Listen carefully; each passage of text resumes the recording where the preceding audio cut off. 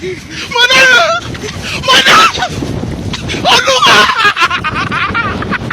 A few moments later. Assalamualaikum warahmatullahi wabarakatuh. Perkenalkan, nama saya Jidul Labib, NIM 22111066 dari kelas 7A reguler malam.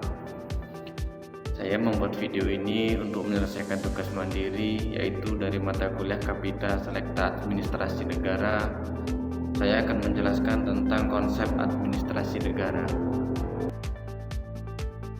Konsep administrasi negara, fondasi dan perkembangannya. Dokumen ini menyajikan eksplorasi mendalam mengenai konsep administrasi negara, mulai dari definisi fundamental, peran krusialnya dalam pembangunan, hingga evolusi paradigmanya menuju tata kelola pemerintahan yang modern. Kami akan membahas fondasi teoritis, fungsi praktis, serta tantangan kontemporer yang dihadapi oleh administrator publik. Administrasi negara adalah jantung dari pelaksanaan kebijakan publik, memastikan bahwa negara dapat berfungsi secara efektif, melayani warganya, dan mencapai tujuan pembangunan nasional.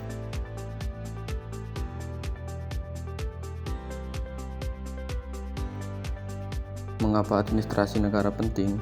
Administrasi negara adalah mesin penggerak yang mengubah rencana kebijakan menjadi realitas layanan publik yang nyata dan berdampak.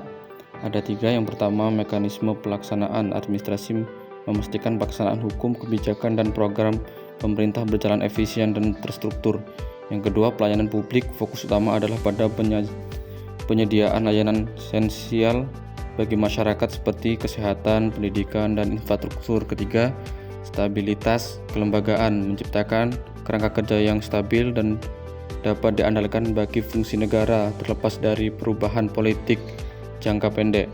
Tanpa administrasi yang efektif, bahkan kebijakan yang paling brilian sekalipun akan gagal dalam penyerapannya. Adalah jembatan antara niat legislatif dan hasil nyata bagi warga negara.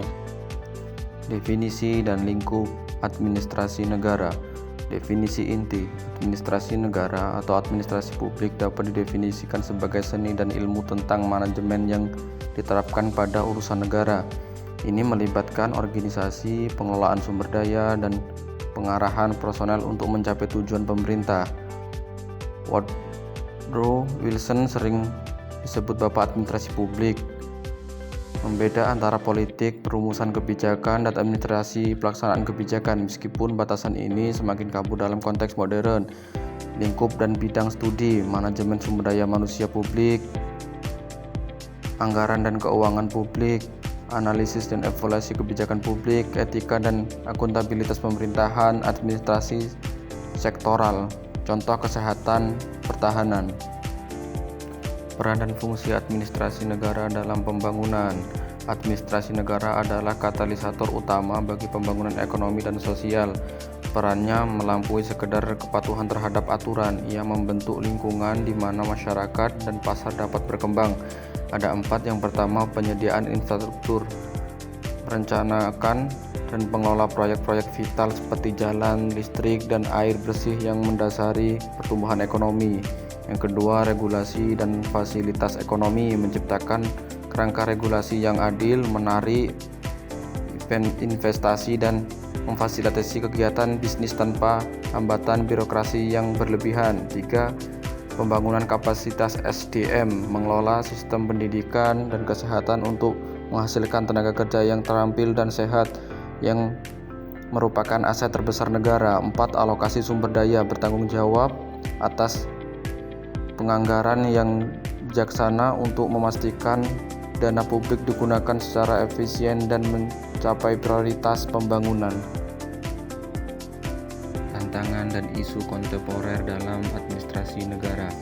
Administrator publik saat ini menghadapi berbagai tantangan yang kompleks dan saling terkait, mulai dari globalisasi hingga krisis iklim. Globalisasi dan ketergantungan. Kebijakan domestik semakin dipengaruhi oleh dinamika internasional, memerlukan koordinasi lintas batas dan diplomasi administrasi. Kesenjangan sosial dan inklusi, memastikan bahwa layanan publik menjangkau semua lapisan masyarakat termasuk kelompok rentan tanpa diskriminasi. Disrupsi teknologi, kebutuhan untuk beradaptasi dengan kecerdasan buatan AI, data besar big data, dan tantangan keamanan cyber, ketahanan lingkungan, mengintegrasikan pertimbangan keberlanjutan dan mitigasi perubahan iklim ke dalam semua proses pengambilan keputusan publik.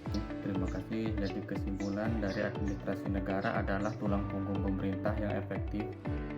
Konsep ini mencakup pengelolaan sumber daya publik, perumusan kebijakan, dan pelaksanaan program untuk mencapai tujuan negara. Pemahaman yang baik tentang administrasi negara penting bagi para pemimpin, birokrat, dan warga negara untuk memastikan pemerintahan yang transparan akan berorientasi pada pelayanan publik. Cukup sekian yang dapat saya sampaikan. Wassalamualaikum warahmatullahi wabarakatuh.